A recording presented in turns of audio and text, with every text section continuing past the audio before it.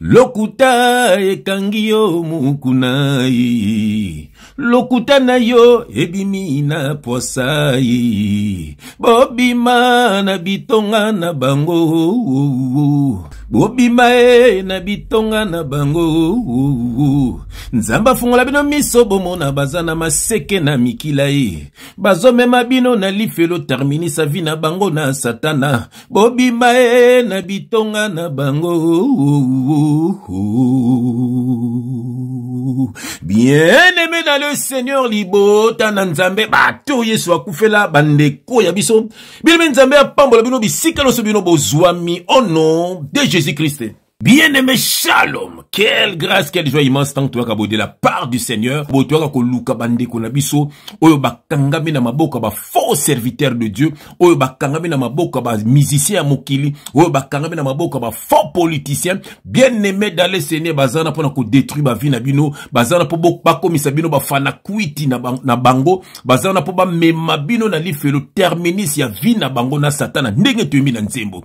Bien-aimé, tu es Kolak-Sebino, charlatan Oyomukuna, un fils du diable, sorcier bien-aimé dans le Seigneur. Nenge tu es mis dans nzembo, nzaba fungola bino, afungola bino miso. Bomona ndenge bazana maseke na mikila. Bien-aimé dans le Seigneur, epesi passe, epesi mawa. Bien-aimé tata Oyomukuna, azako kosa makabona kate l'église na bango bâtiment. Rien à voir avec le Seigneur Jésus-Christ. Et ça ba magablo na bango bien-aimé. Azako kosa batu bien-aimé, qui a délivré qui frère Oyo, Pierrot. Azako kosa, bien-aimé, azaki na maladie ya ndeke. Bien-aimé, azako kosa. Bogomona Pierrot a répondre ye. Pierrot même a teye même na liloba nzambe. Bien-aimé, atako tsoke zalaka ke yem tabikisi. Bien-aimé, ezaye te za nzambe. Bien-aimé, biso uzaka ba simple échantillon. Bien-aimé, combien de bateaux pour sambele lipa biki na hete. Ça veut dire, oya ko biki eza, oya za na foi, oyo nzambe alinga bika. Mais, yi, bango so ba comme ça, gloire, ongo ya bango, yango, bomole ki nenga reaki ko ridiculiser les qui a fait. Comme quoi que, voilà, bon, bote à la moine oyo, bote à la yaki, awazo tambula te. Mais bien-aimé, na le sénébiso tambula, to sambele la rabatue belé. To za on a te pona ko exposer bango. Oh, bien-aimé, mouté moko so alinga sa témoignage, na ye moko ko sa la témoignage na ye. Bien-aimé, dans le Seigneur, epesi passe, epesi mawa, bino batu bokangama na maboko wa bato yo, bien-aimé, eza passe, bien-aimé, Yesu aki kolongo la biso na burumbu, Yesu alibi crois seulement et tu seras sauvé, bien-aimé, soko croire ka pamba na nzambe, bien-aimé, komino sauvé, au kabane na vie à péché, ce que Dieu te demande, c'est la repentance. Que veut dire la repentance? Le retour vers Dieu, l'abandon du péché, bien-aimé, point barre, orome kotambola na nzambe, yenda ko baptiser du feu et de l'Esprit Saint, eza sous baptême doté, c'était l'ombre, bien-aimé, oh bazo tebino na mai, bien-aimé, bazo kosa bino, eza ombre, bien-aimé, dans le Seigneur, bien-aimé, Yesu tika ki ko baptiser ba disciple na maïté, bien-aimé, baptiser ba na chambre haute, par le Saint-Esprit, bien-aimé, même Jean-Baptiste a dit, moi je vous baptise d'eau, mais c'est lui qui viendra après moi, il vous baptisera du feu et de l'Esprit Saint. Le feu, c'est le brisement. Bien-aimé, comme a brisé. Le Saint-Esprit, bien-aimé, aux yeux moli mon santo. Peu comme ko tambola na moli mon santo. C'est ça, bien-aimé, nous sommes dans la nouvelle alliance. Bako sakabino. Et puis, boté na kate l'église, bâtiment na bango, nenge batu bakangami lokola batu na prison. Amen. Amen. Mutazo ko sabino. Bien-aimé, tout un homme, le côté, ya mukuna, charlatan, fils du diable, après to mobo, après boyo kandenge Pierrot, Louara, aye kote yaye, bien-aimé, ateye même nali lobanzambe. Bien-aimé, to landa, après to zonga, au nom de Jésus-Christ. Il y a 2 semaines passées.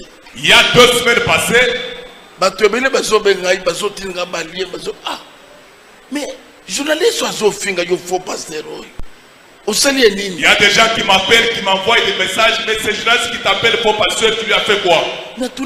Journaliste. Quel journaliste? Perrault. Perrault. Ah. Mais Perrault a bossani. Attends, mon faux pasteur à celle qui est. Perrault a oublié ce que même ce faux pasteur a fait pour lui quand il était journaliste digital. Les rois n'a pas un bon côté. À ce moment-là, il n'était pas parti chez Ambon. À ce moment-là, malade n'andeke. Il avait l'épilepsie. Ah bon? Les rois n'a pas un faux pasteur. À ce moment-là, quand il avait l'épilepsie, il est venu chez le faux pasteur. Faux pasteur a laissé l'église 3 jours. Le faux pasteur l'a fait dormir dans l'église pendant 3 jours. Faux pasteur a assemblé à Biki. Le faux pasteur a prié pour Péro Loire. Il a été guéri de l'épilepsie. Ah! Mokili. Tu vois? Même si faux pasteur. Même si tu le connais il a dit que tu avais l'épilepsie, il a prié pour toi et tu as été guéri par sa prière. Dans la vie, même un seul acte qu'on a posé pour toi. Alors s'il était tombé de l'épilepsie en pleine émission. Mukuna, ce qu'il vous raconte est une fausseté. Mukuna n'a jamais, alors jamais prié pour moi. Je lance un défi à Mukuna. Je lance un défi à Mukuna. Ça fait 20 ans que je suis journaliste. Je commençais le journalisme. Mukuna peut-il vous dire à quel moment j'étais venu dans son église pour que lui, Mukuna, prie pour moi? Mukuna peut-il vous dire, parce qu'il dit qu'il m'a soumis à un jeûne de 3 jours. Mukuna peut-il vous dire c'était en quelle année, en quelle période? S'il est nécessaire qu'il vous dise. Nous sommes à l'heure de la nouvelle technologie de l'information et de la communication. Vous voyez ces petits charlatans de Mukuna recevoir mon dimi Péro Loire en église na Yewana. Mukuna n'a aucune image. Où il est en train de prier pour moi, où je tombe pour l'épilepsie. Est-ce qu'il peut vous montrer une seule image? Regardez comment il a humilié le petit frère de...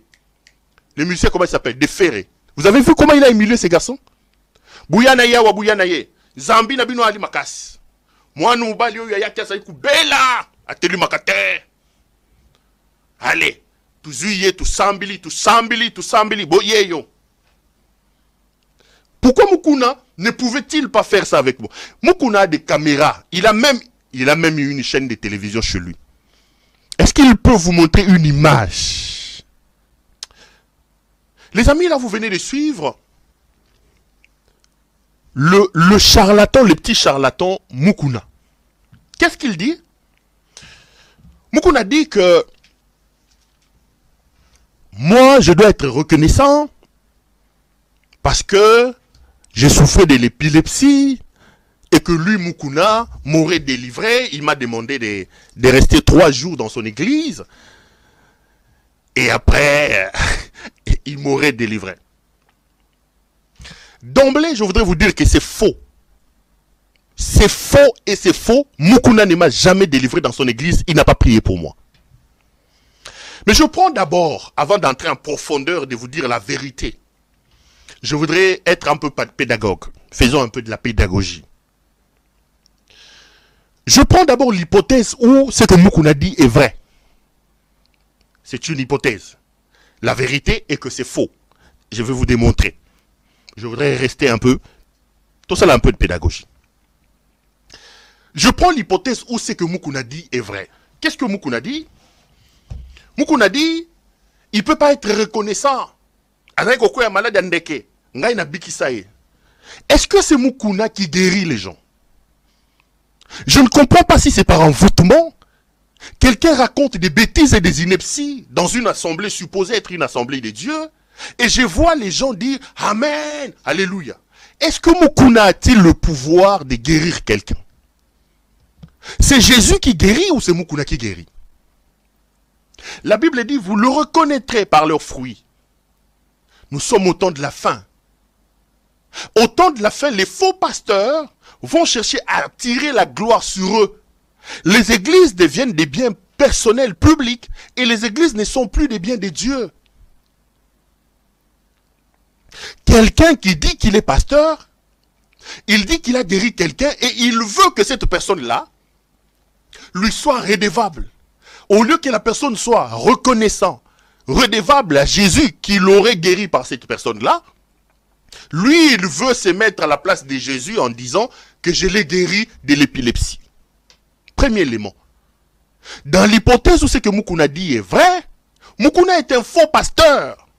Parce que même si cela aurait été vrai, la gloire et toute la gloire devait revenir à Jésus. Que nous tous, nous puissions nous humilier. Que nous tous, nous puissions disparaître et que la gloire et l'honneur reviennent à celui qui est assis sur le trône. Il n'y a qu'un seul qui est allé à la croix pour nous. Lui, il était Dieu, il a accepté d'abandonner sa gloire. Il a accepté d'abandonner sa divinité, il est descendu, il a pris ma place. Et c'est à lui que doit revenir la gloire. C'est à lui que doit revenir l'honneur. La reconnaissance des gens qui bénéficient de la grâce de Dieu. Même si cette grâce-là est placée sur la tête des hommes, cette reconnaissance-là doit revenir à Dieu et non pas à Mukuna. Donc même dans l'hypothèse où ce que Mukuna dit est vrai, Mukuna est un faux pasteur. Parce qu'il veut s'attirer la gloire de Jésus alors que lui n'est qu'un homme. Quand à cause de son impudicité la Kindumba naye, il a organisé un faux divorce à Koseli Mama Batu Makambu. À Kosela moi sine Makambu, Makambu d'Afrique du Sud, oh non, moi ça est Kindumba, Nzoka Yende Ndumba. Il est allé prendre le protocole ici, c'est son secrétaire, si c'est le protocole, la femme ou Yazanaye.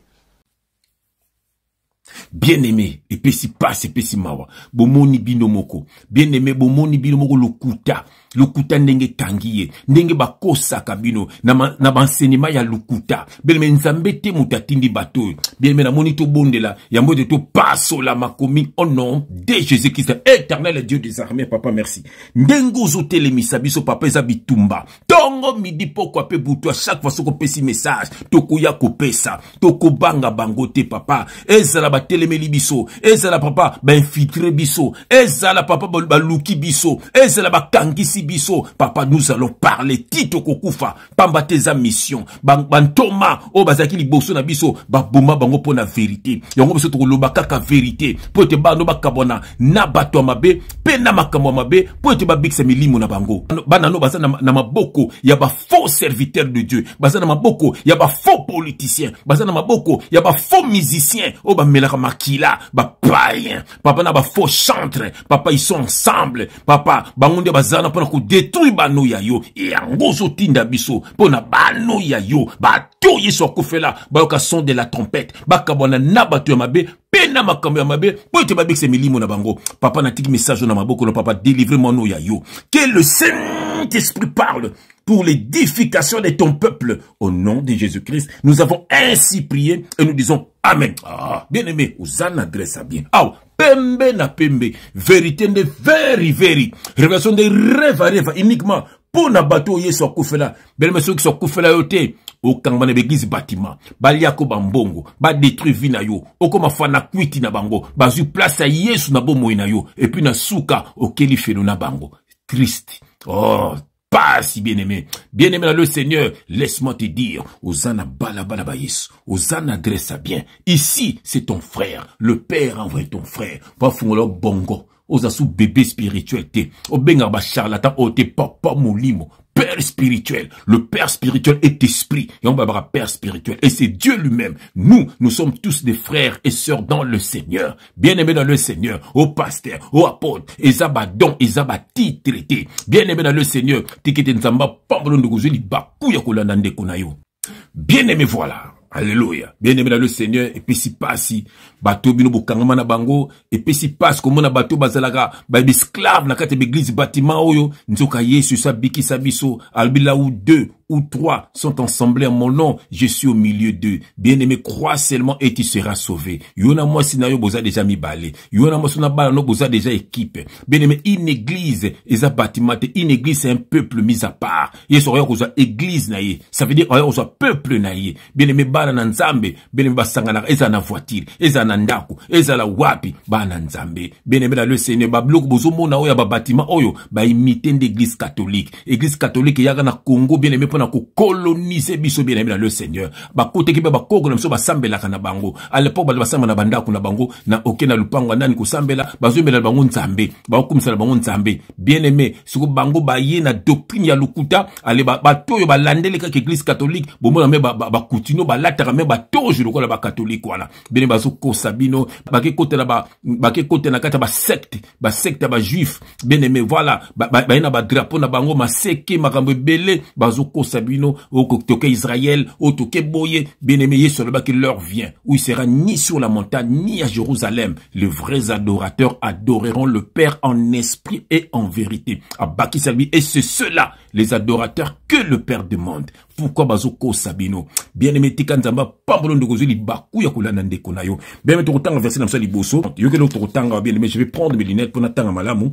No kite tang ba mukuno boke, li fiolo ba frère, j'ai fatanga ramabe. Bien-aimé, je mets mes lunettes. J'aime quand je mets mes lunettes. Quelle grâce! Bien-aimé, tous en Acte, chapitre 20, versets 29 à 30. Et je vais lire au nom de Jésus-Christ. Je sais qu'il s'introduira parmi vous, après mon départ, des loups cruels. Ah, babengomba, loups cruels. Alléluia. Qui n'épargneront pas les troupeaux et qu'il se lèvera du milieu de vous. Voilà, du milieu de vous. Voilà. Des hommes qui enseigneront des choses pernicieuses pour entraîner les disciples après eux. Ah, bien-aimé. Des hommes qui enseigneront des choses pernicieuses. Quand on dit pernicieuse, pernicieux, là, ici, quelque chose qui est pernicieux, là, ici, mauvais. Voilà, mauvais, nuisible, dangereux. Bilogama B, voilà. Yamba B, qu'ils enseigneront des choses pernicieuses. Bien-aimé, Makamba B, Makamba Lukuta, bien-aimé, Ponako Sabino, voilà. Pour entraîner les disciples après eux. Voilà. Aurait entraîné Batou après Jésus Christ. Bango baza ko entraîner Batou. Na balandande bango. Bako mabafana kwiti na bango. Voilà bien aimé verset au tanga verset au méditer ango malamu. Bien aimé sortez du milieu d'eux. Bazali na bango ya nzambete. Au tangi verset Paul azakoloba. Abina ibika prengai. E na Batou bako telemaka na milieu na bino. Kaka na linganga na bino. Bien aimé bako te ya makambu ya lukuta. Makambu ya très dangereux. Bien aimé pona komema Batou balandande bango. Bako mabafana kwiti na bango. Babenga bango ba papa molimo. Bakoma ba Yesu na ba vie ya Batou. Bien aimé pourquoi bazoko sayo. Ok Yesu le baki allait fête de toutes les nations des disciples. Sokinga na za disciples. Mais yupo foko ma disciple. Voilà. Donc ngana yo toza ba disciple ya Yesu. Ngana yo tozali bana ya Nzambe. Pourquoi baza koko sayo? Bien-aimé, okomo comme esclave ya mutu lokola yo. Kaka Nzamba loba qui maudit l'homme qui se confie dans l'homme. Confiez-vous à l'Éternel. Dieu n'envoie pas de père spirituel. Dieu envoie tout simplement des messagers. Pourquoi? Pour te bananaye, ba yoka melanaye, ba landaneye. Voilà bien-aimé. Ceux qui ngana yo tozolanda Yesu, bien-aimé, bandoki ya famille bako banga biso, bandoki ya quartier bako banga biso, bandoki ya ba collègue bako banga biso, bandoki ya monde physique mon spirituel bako banga biso bandoki ba camarade bako banga biso bien-aimé dans le Seigneur. Mais soki yo oro landa Yesu yo zo landa nde mutu azu place ya Yesu na bomo ina yo mutu wana zali mona na satana azoko aider yo fungo la porte peut-être satana kotaka na bomo ina yo to bien-aimé mbula na mbula bien-aimé kana na église na mon bâtiment nano koma disciple te bazako kosa yo bien-aimé to kotanga deuxième verset na biso na kombo na Jésus Christ verset o oyebi yango malamu na za na Matthieu chapitre 24 versets 24 à 25. Et je vais lire au nom de Jésus-Christ. Car il s'élèvera des faux Christ et des faux prophètes. Ils feront des grands prodiges et des miracles au point de séduire, s'il était possible, même les élus. Verset 25. Voici, je vous l'ai annoncé d'avance. Ah, voilà. Donc, aye bisibiso déjà. Ake bisibiso déjà. Bokeba. Bien-aimé, bokeba bakoya. Bakoko sabino. Bakomema bino na lifelo. Bakolia bambongo na bino. Yaomba benga bango ba lou. Po lou alia kakaka brebi. Voilà. Donc, bisouza ba brebi ya Nzambe. Alors, toi ba brebi. Alors, lou alia kakaka brebi. Azo, ako bima na yo. Ako lia mbongo na yo. Oko koma muumbu na ye. Ako dirige ndaku na yo. Ako dirige. Bien-aimé, moi si moussous azo, alambeli mobane biloka tina te me biloka malonga ke pesa na ta pastouf baza koko sabino. Pourquoi baza koko sabino? Pourquoi muto akomi muumbu batu moyindo? Pourquoi batu moyindo baza boye? Bien mais pourquoi toza boye? Pourquoi tozaka ba fana kritika ya batu kwa biso? Pourquoi tozaka ba zobaka ya batu kwa biso? Pourquoi tozaka boye? Même ba koko na biso ba beta bango bakata bango maboko. Pourquoi ka biso? Pourquoi ka moto moyindo? Lelo moto mena koma mobobe akoma kizengi ya moto kwa ye. Bien-aimé, pour na nini ka biso? Ah, bien-aimé na le Seigneur. Yango papa na biso fer kisa yembaka bien-aimé. Aza komi tuna. Le poso moyinde utande wapi. Loposo mo nde wuta wapi bien aimé. Talaka ka bino moko bien aimé. Talaka na Afrique nde batu banyoko maka. Talaka bien aimé soka ozana mbongo oko nyoko la famille mobimba. Mais pourquoi na poto ezalaka te? Na poto ozana otosa na mbongo te. Nanongo yo saka na yo. Mutu na mutu ali droit na ye. Mais pourquoi basaka na biso? Pourquoi basaka na biso? Lelo bandeko na biso moko. Balekeli biso mayele. Bakomi ko torturer biso. Pour ne pas mbate poaza homme d'affaires. Nzoka nde homosexuel. Bien aimé. Bozoka bino mokuna. Na ba journaliste na bino bolandaka. Ba homosexuel. Ba ministre na bino bolandaka. Ba homosexuel. Voilà. Bien aimé. Ba politicien na bino ba homosexuel. Bazawana pona ko détruire. Kozwa ba chance na bino. Bien aimé. Boko maka ba bébé spirituel. Bien aimé kabona na bango. Yango to embi nzembo débloquer. Bien aimé faut ko débloquer. Débloquer de ce karma qui na bomo ina yo. Yo kan nzembo débloquer. Partager nzembo débloquer. Bina nzembo débloquer. Yemba nzembo débloquer. Nzamba ko sala makambo na kat na bomo ina yo. Na kombo na Yesu Christ. Kabona na ba mukuna oyo. Bo kabona na bato, je vous en supplie. Bo kabona valiwe comme la bino. Bo ko keneli felo pamba. Accepte Christ dans ta vie. Bien aimé tambola kana Yesu. Bien aimé Yesu ko batela yo. Yesu akubatela yo bien aimé. Akufungula ni ce karma na bomo ina yo. Et puis tango kukufa akoza bomo ina yo. Zambe pambola bano ya yo. Délivrer bano ya yo. Zinga bango na makila ma Yesu Christo. Pesa bango intelligence. Pesa bango sagesse. Bakabona na bato mabe. Baye babato mabe. Pour bakabona na bango nzambe. Délivrer bano ya yo. Tonsa bango na molimo santo nzambe. Tambola na bango na gloire na yo. Na kombo na Yesu Christo. Amen. Bien-aimé dans le Seigneur, Yukatan Nzemba débloqué. Au nom de Jésus-Christ. Nzambe na ngai nakosuka wapi nzambe na ngai talata ngai mwana na yo vi na ngai nyonso bloqué libala na ngai nyonso bloqué makambo na ngai nyonso bloqué papa nakosuka wapi bwakata liso na ngambu na ngai Toko débloqué nyonso bakangaki Toko débloqué nyonso bakangaki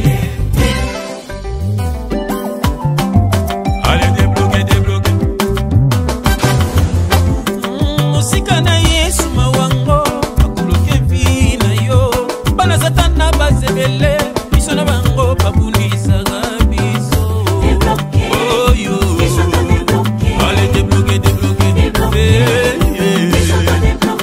oliaka nani de konanga otambola kana nani salama ele moto betela ka ba projet tango mosusu ende doki ya vina yo oh yo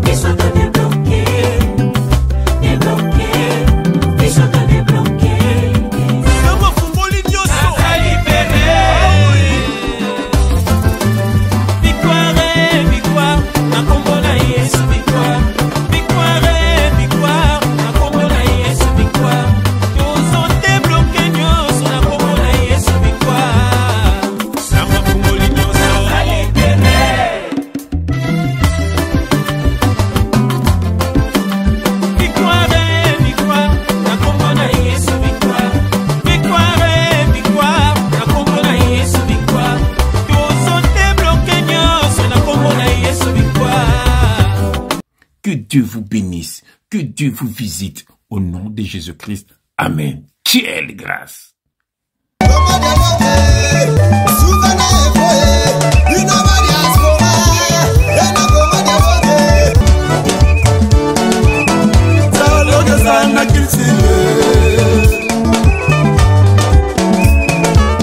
Oye na société ba société belé boyokanisa te tokoma na bafoye ndenge moko papa na mama dialogue eza te ekoma lobi mwana bimi faser akimi ndaku mwana komi na balabala mwana komolala na wenze mpona nini dialogue eza te na bafoye omoni lelo mindele basanganaki basali ero mbongo ekomi makasi mpona dialogue nde esali dollar lelo esala makasi dialogue nde esali lelo livre sterling ezala makasi yango moni dialogue eza nécessaire na vie na biso dans tout ça dialogue eza unitaire tcha chikicha Congo dialogue tosaboni biso nyonso na Congo dialogue sur YouTube.